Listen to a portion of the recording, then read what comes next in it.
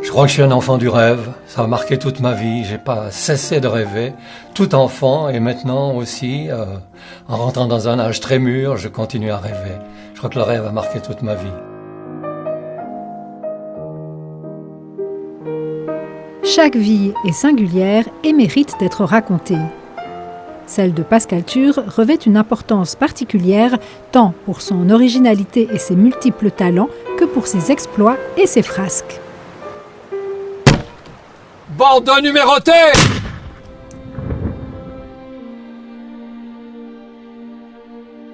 Pascal Thur voit le jour le 22 décembre 1927 dans une imposante maison au milieu du village de Saillon, à la croisée des rues Saint-Jacques et du Bourg. Je crois que c'est difficile de ne pas être romantique quand on est né dans ce village qui a plusieurs millénaires, qui était là au temps du néolithique, qui était là au temps des Romains, qui était au temps du temps des Savoyards. C'est le romantisme. Je voyais tout enfant déjà des hallebardiers, des chevaliers courir sur la dentelle des remparts. Ni eau, ni électricité, il fallait à l'époque tout faire soi-même, son bois, son vin, son fromage. On ne mangeait pas de viande tous les jours. J'ai le souvenir, en tout cas, de la dureté de l'enfance. On n'avait pas de salle de bain, rien du tout. On n'avait pas de frigo. Il fallait garder, on avait des vaches, il fallait garder le beurre derrière les volets avec dans l'eau, l'été et tout ça. Ses parents, Germaine et Fernand, auront encore 4 enfants après lui. Odile et son frère jumeau Yvon, Serge et la cadette Marinette. La famille élève chèvres, vaches et cochons pour subsister. L'argent est rare. Les 5 enfants partagent la même chambre, les mêmes lits. Quand on était tout gosse, on avait un immense baquet en fer blanc et à tour de rôle, les enfants, on allait dedans. Comme j'étais l'aîné, j'allais toujours le premier et mes 2 frères et 2 sœurs allaient ensuite dans l'eau un peu plus sale. Pascal est un élève moyen, sauf en français. Germaine, sa mère, apparaît comme une femme de tête, toute dévouée à sa famille. Elle mène ses affaires avec intelligence. Elle partage sa passion pour la lecture à son fils. C'est elle qui m'a éveillé au fond aux lettres, à la littérature. Et là, elle nous lisait, je vois encore ses doigts où perçaient déjà les premiers rhumatismes.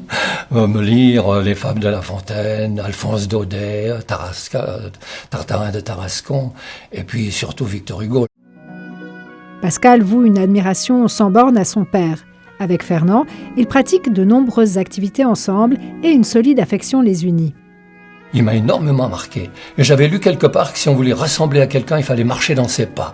Et chaque fois que je partais avec mon père, s'il avait neigé ou plu, je marchais dans ses traces laissées dans la boue ou dans la neige. Et mon père se retournait parfois, il me disait « Mais qu'est-ce que tu fais là derrière ?» Je n'osais pas lui dire que je marchais dans ses pas pour lui ressembler un jour.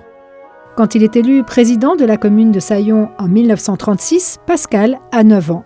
Il a marqué la vie du village, il était président du village, donc maire, syndic, il était président des jeunesses conservatrices, il était chef de pressoir dans les caves de l'Étron, c'est lui qui portait le drapeau de la fanfare.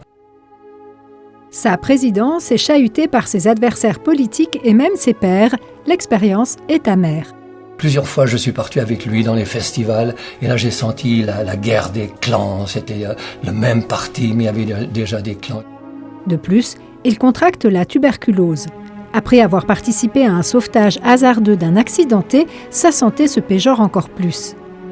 Après un séjour au sanatorium de Montana, il revient à Saillon et y décède. Pascal lui était très attaché, ce fut une période affreuse. Il était grand, costaud, puis il a été terrassé brusquement alors que j'avais une 12aine d'années. Voir un homme dans la quarantaine basculer tout d'un coup, ça fait mal. Le jeune Pascal reporte son affection sur l'un de ses amis qu'il admirait le plus, Jean-Louis Barrault, un proche de la famille. Le comédien avait contacté Fernand Thur au sujet d'une production qu'il désirait réaliser sur la commune de Saillon, Farinet ou La Fausse Monnaie. Fernand invitait Jean-Louis à la maison pour boire un verre ou partager la table. Ils s'entendaient à merveille tous les deux et devinrent très proches. Je l'ai revu après toute ma vie, je l'ai revu ou à Paris ou à Évian. Barrault m'a énormément marqué, parce que c'était un homme de rêve aussi, un homme de rêve. Il était coutume de placer un des garçons de la famille dans un établissement religieux pour devenir curé. En tant qu'aîné, le jeune Pascal se voit naturellement inscrit au collège du Sacré-Cœur. J'étais un peu comme l'abbé Pierre, j'avais l'intention de faire ou aventurier ou missionnaire. Et à l'époque, les missions, c'était partir dans des pays complètement sauvages, construire des ponts, des hôpitaux, inculquer la religion aux autres surtout, mais apporter quand même un semblant de bien-être. C'est pour ça que je suis rentré dans une école des missions. Et un jour, les professeurs m'ont dit « Vous n'avez aucune assurance de partir dans les missions en Nouvelle-Guinée chez les cannibales ». Le quotidien à l'école de la Villa Vandel à Châtel-Saint-Denis, sa nouvelle demeure, va s'avérer lourd et sans joie. Et le matin, il fallait se lever comme un tigre. Chaque matin, le professeur arrivait. Pour nous réveiller, il fallait sauter en bas des lits comme un tigre et tout ça. Admis comme novice, il passe l'été dans la maison mère de la congrégation à Marseille. Son directeur de conscience lui conseille de terminer l'année et de quitter les ordres. « Vous n'avez pas un caractère assez discipliné », lui dit-il. Il quitte la congrégation des missionnaires du Sacré-Cœur.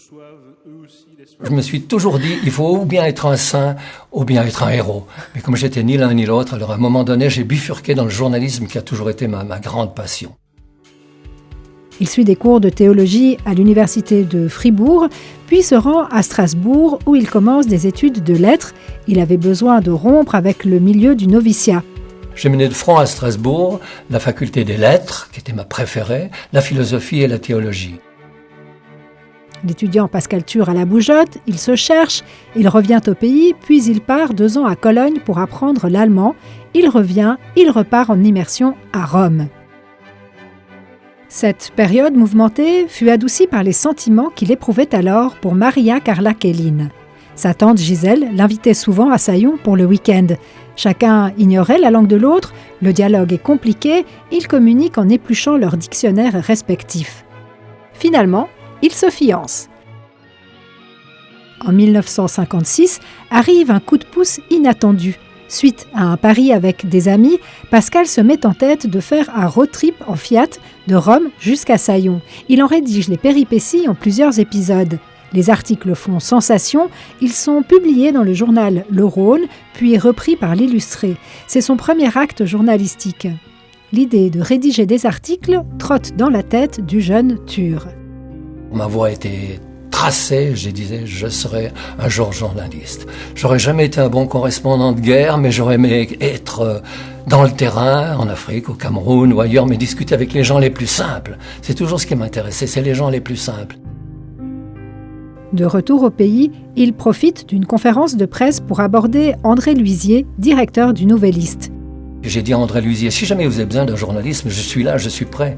Puis Luisier me dit, mais je viens d'engager Juira, un jurassien, c'est dommage. Enfin, je garde votre adresse. Et un beau jour à Rome, où je travaillais au journal Le Tempo, je reçois un télégramme d'André Luisier, rentrée d'urgence, Juira mort. Son journaliste qu'il avait engagé venait de se tuer à Lausanne. Et je suis rentré d'urgence et j'ai travaillé à ce moment-là au Nouvelliste.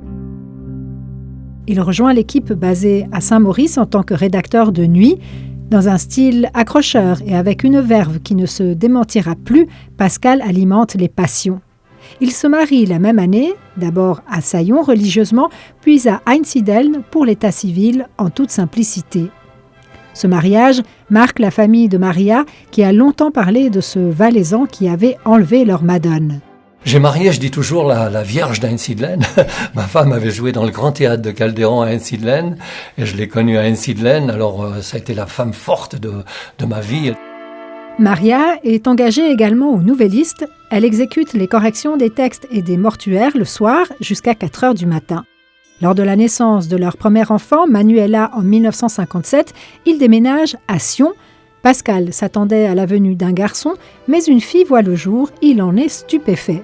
Mais heureusement, mes enfants, je vous dis pas lequel, un a hérité tous mes défauts et mes qualités, puis l'autre toutes mes qualités et mes défauts. Sa carrière se poursuit au Nouvelliste, mais pas sans accroc. Parce qu'on était rédacteur de nuit, j'étais souvent jusqu'à 4 heures du matin seul. Et un jour, André Luisier était rentré vers 2-3 heures du matin. Et puis j'avais manqué une dépêche sur l'OAS. Et André Luisier m'avait pris par le collet, comme on dit en Valais. Il m'avait enfilé la tête dans la poubelle où il y avait encore les dépêches d'agence. Il disait, vous êtes Saguenay, mais attention, je suis bagnard. De Monsieur Bingre. Pascal se sent blessé par Luisier et ses méthodes. Il en garde une rancœur et n'hésite pas à accepter l'invitation du patron du journal Le Rhône à rejoindre son équipe. Il passe un accord pour pouvoir collaborer librement à d'autres publications. André Luisier essaye de retenir sa femme Maria, mais en vain. Après les élections aux chambres fédérales. La Villa Bourguenère à Sion est leur nouveau foyer, leur nouveau bureau de rédaction. Au printemps 1959, Pascal est engagé au quotidien La Suisse et à l'agence télégraphique suisse. Le fait que Maria, sa femme, maîtrise l'allemand a été d'une aide précieuse. J'étais rédacteur du Rhône, mais avec un statut spécial, c'est-à-dire que je pouvais garder toute mon indépendance. Alors j'étais établi à Sion, et là j'ai eu la correspondance de l'agence télégraphique suisse, de AFP à Paris, des journaux suisses allemands, même des journaux new-yorkais quand il y avait quelque chose de fabuleux qui se passait en montagne. Il arrive à Pascal de descendre à Genève pour des collaborations à paraître dans la Suisse du lendemain. En rentrant de Genève, quand j'allais porter mes films à la Suisse, je m'arrêtais souvent à Évian. Jean-Louis Barrault passait tous ses étés avec Madeleine Renaud à l'Hôtel Royal à Évian. Alors je m'arrêtais de temps en temps, je discutais avec lui de Farinet, je refaisais le monde. Et un beau jour, j'arrive et le portier me dit « Ah, monsieur Barrault n'est pas là, mais j'ai quelqu'un pour vous. Descendez par la serre dans les jardins. » Et je descends et qui je vois au milieu des jardins de l'Hôtel Royal, tout seul, François Mitterrand. Alors je m'approche de lui, il m'avait pris pour le jardinier. Alors on a commencé à discuter, il m'a parlé de Christine Arnauty quand il a su que j'étais valaisan. Puis au bout d'un moment, il me dit « Mais vous n'êtes pas jardinier ?» J'ai dit « Non, je suis journaliste. »« Ah, vous êtes journaliste ? Eh bien, regardez ici. » Puis c'était marqué « Défense de traverser les pelouses ». Puis Mitterrand a traversé les pelouses. À la Villa Bourguenère, un autre enfant naît en 1962. Il se nomme Christian et porte des cheveux blonds et bouclés. Maria, tout en veillant au bon ordre de la maisonnée, développe aussi son activité journalistique. Pendant les 20 années qui suivront, Pascal Thur occupe davantage le terrain. Il devient le correspondant le plus important du Valais. Le bureau qu'il partage avec elle à la Villa Bourguenère se transforme en quartier général. Le rédacteur valaisan mène bon train. Et ça a été d'autant autre côté au préjudice quand même de mes enfants. Pendant les 25 ans de l'âge d'or du journalisme, où je devais travailler jusqu'à minuit et reprendre à 6 heures du matin, les enfants en ont beaucoup souffert. Et c'est ma femme qui s'est occupée d'eux. Dans les années 60-70, il devient correspondant du Dauphiné libéré à Grenoble et du Progrès de Lyon. Puis je leur ai dit, mais je peux pas être correspondant, je suis déjà correspondant de la Suisse. Alors dans le Progrès de Lyon, j'ai signé Emmanuel France et dans le Dauphiné libéré, Jean Bayard. Et pour Jean Bayard, interviewé lui un des sauveteurs. Et puis Emmanuel France interviewé un des compagnons de cordée quand il y avait des accidents de montagne. En tant que journaliste indépendant, il s'était fait de nombreux contacts dans tous les milieux du canton. C'est ainsi qu'il reçoit des informations inédites et cocasses en toute discrétion. Il prend alors les rênes du périodique La Terreur, satire carnavalesque.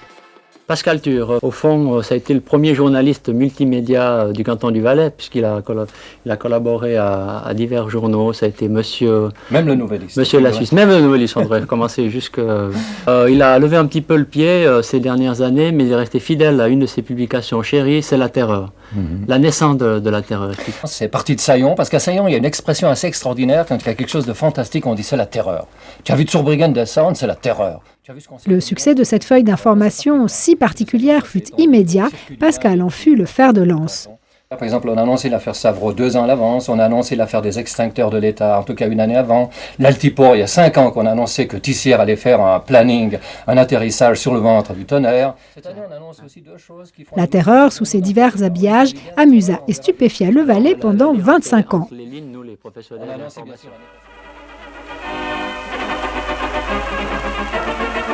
Pascal Thur est le témoin privilégié des grands événements. Dans les années 60-70, de grandes catastrophes secouent le pays. Pascal est sur le front. comme l'effondrement du glacier d'Alalin ou encore la fièvre typhoïde à Zermatt en 1963, qui a eu un grand écho dans la presse nationale et internationale. En tant que correspondant de l'ATS, le Sayona a l'autorisation de rallier les lieux en train. Il interviewe les habitants ainsi que quelques patrons d'hôtels ayant dû fermer leur établissement. Pascal en vint à dominer l'information en Valais grâce à un excellent réseau d'indicateurs.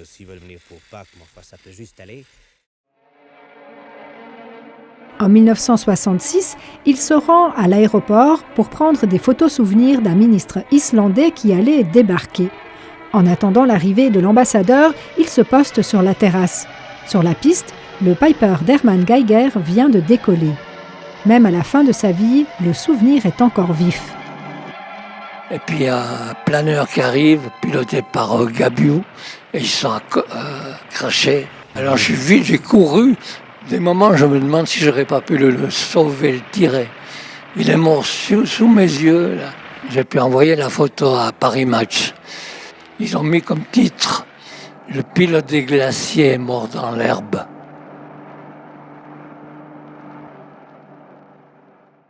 Dans les années 70, à l'apogée de sa carrière, Pascal caresse le rêve de travailler pour la presse audiovisuelle. Encore une fois, c'est le décès d'un journaliste qui crée une opportunité pour Ture qu'il saura saisir au vol. Pascal captive les auditeurs par sa passion, ses envolées lyriques. Avec lui, les montagnes s'exclament, les glaciers chuchotent, les rivières crient. Ses reportages débordent de vie, de bon sens, de culture, de foi. Et les vignerons, quand ils ont vu que les vignes étaient détruites dans ce pays où la vigne ne doit pas mourir, complètement déboussolée, ils ont créé cette plaque qu'on a dit des vignes maudites en pur granit. Et ils voulaient que, jusqu'à la 5e génération, comme on dit dans l'écriture, on se souvienne que dans ce pays, on a osé tuer la vigne. Puis une équipe de choc se constitue. Elle est composée de François Dayer, de Philippe Schmitt et d'Édouard Guigaud. Grâce à un réseau bien rodé, Ture reçoit des nouvelles de partout en Valais, véritable aubaine pour le quatuor. Coup de tonnerre, le 20 août 1980, Pascal Ture démissionne du quotidien La Suisse après 21 ans de collaboration. On travaille pour essayer d'être le plus près de l'information, puis à midi on emballe déjà les salades, c'est fini. Hein. Donc c'est le côté éphémère du journalisme qui m'a un petit peu déçu quand même. Il s'adonne à ce qui le passionne le plus, la communication, les relations humaines et publiques.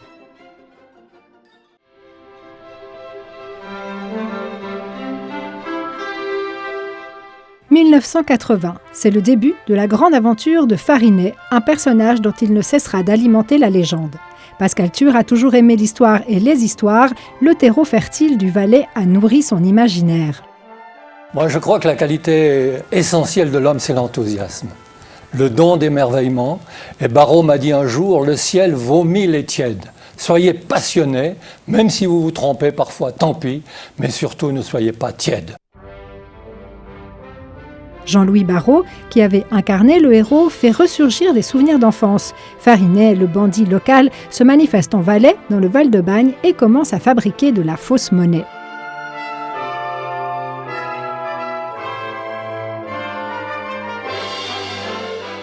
Pascal est touché par l'esprit rebelle et par la générosité de Farinet. Il collabore à un ouvrage de Willy Voortrenck sur le sujet. Ce texte est repris dans la pièce de théâtre qu'il écrit sur ce thème. La première du spectacle, Farinet sur les toits, est jouée en plein air sur les toits de la vieille ville de Sion en 1995. Les billets s'arrachent, c'est le triomphe. Parce qu'on sait bien que c'est de l'or. Vous, moi, vous ne trompez pas le monde. Comme le gouvernement. Ça oui, alors c'est la vérité. C'est pour le public le plaisir de déguster une tranche de ramu épicée par les soins de ce diable de Pascal Ture.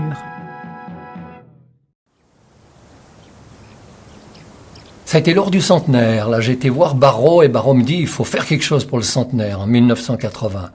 Et à ce moment-là, un vigneron, disons un ami, a eu l'idée de proposer une vigne. Barrault a trouvé ça génial. Et à ce moment-là, on a eu l'idée de faire la plus petite vigne du monde. On est allé jusqu'à Berne, chez Kurt Vogler, conseiller fédéral, pour avoir une autorisation de créer la plus petite vigne du monde. Et là, on a eu l'autorisation spéciale de faire, selon le nombre d'or de Pythagore, une vigne à 1,618 m. Dans un sens consommé de la communication, il fait venir sur cette plus petite vigne du monde une brochette inimaginable de vedettes, de personnalités du monde entier pour un rituel immuable. En automne 1992, Philippe Petit, funambule de renommée internationale, vient tout exprès de New York pour participer à la récolte de raisins. Il offre un spectacle grandiose en arrivant sur un fil tendu depuis la tour Bayard située au cœur du vieux village de Saillon. Depuis, des personnalités venues du monde entier ont travaillé les 3 ceps et partagé la soupe du berger dans la clairière de la colline ardente. Vive la liberté! Ouais. Et j'ai tiré! C'est comme ça qu'on va se retrouver en prison. Mais maintenant, c'est à ton tour. Le secret de Farinet, ce n'est pas sa mort par balle dans les gorges de la Salinthe. Non, le secret de Farinet est immatériel. C'est Estelle Reva qui s'installe sur un tabouret pour jouer Bach dans la lumière d'automne.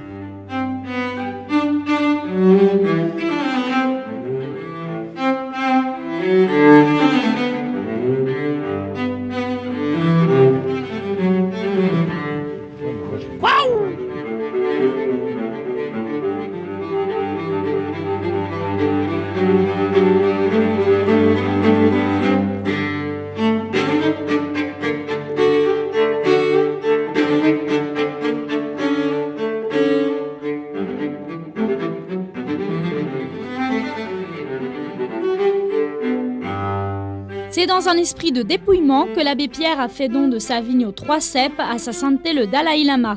Les 2 hommes se sont tout d'abord rencontrés sur la colline ardente en petit comité.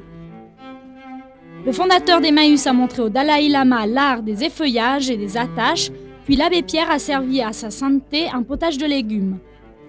J'étais souvent avec l'abbé Pierre, j'ai fait une tournée de conférences avec l'abbé Pierre en Suisse romande et je m'étais cassé le bras une fois. Et l'abbé Pierre, il n'avait pas de permis de conduire, il devait changer les vitesses. Donc je débrayais, puis l'abbé Pierre à côté de moi changeait les vitesses. L'abbé Pierre devient une figure prépondérante dans l'esprit de Pascal. Le saint homme revient très souvent dans les conversations, il se sent profondément lié avec son action et sa pensée. Depuis l'âge de 7 ans, j'ai envie de mourir. Ça ne m'a pas réussi, je suis encore là. Mais ça ne va pas durer très longtemps. C'est pas un jour de tristesse, c'est un jour de joie. L'abbé Pierre, il a pris, comme il disait, ses grandes vacances. Il a rejoint le Père. Vous savez qu'il avait même changé le « Je vous salue Marie ». Il disait pas à l'heure de notre mort, il disait à l'heure de notre rencontre avec Dieu. C'est un cri qui s'est éteint.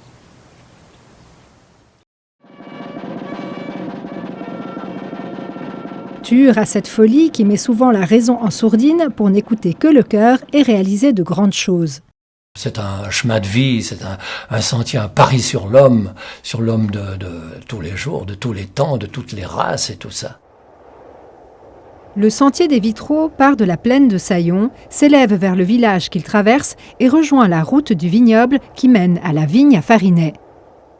C'est une démarche unique en Europe de mettre des vitraux en plein air et nous on dit ça a tout son sens parce que la vallée du Rhône est notre cathédrale pour tous ces vitraux. Maurice-André Chezot, vigneron à Saillon, invite Pascal et lui livre son rêve d'une passerelle traversant le précipice. D'emblée, cette idée emballe Pascal. Une association des amis de la passerelle se crée. Ture participe au projet à travers les dons qu'il récolte auprès des amis de Farinet.